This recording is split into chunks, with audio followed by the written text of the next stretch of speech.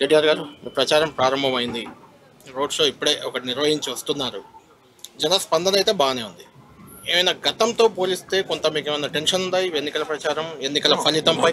ఎన్నికలు ఎప్పుడైనా సాధారణ ఎన్నికలైనా ఉప ఎన్నికలైనా మా పార్టీ ఒక ఆర్గనైజ్డ్ పద్ధతిలో పనిచేసే పార్టీ కాబట్టి మాకు ఏదైనా కూడా టెన్షన్ అంటూ ఏముండదు. ఎందుకంటే మా నాయకుడు కేసీఆర్ గారు చాలా ప్రాపర్గా మాకు ఎలక్షనీరింగ్ కానీ లేకపోతే ఎలక్షన్ స్ట్రాటజీస్ కానీ ఎప్పటికప్పుడు దిశానిర్దేశం చేస్తూ ఉంటారు.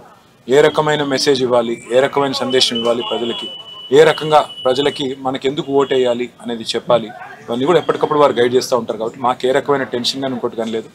బట్ పక్కగా హైదరాబాద్లో బీఆర్ఎస్ పార్టీకి 2015 నుంచి ఈ రోజు వరకు ఏ సందర్భంలో ఏ ఎన్నికల్లో కూడా ఓటమి తెలియదు మాకు.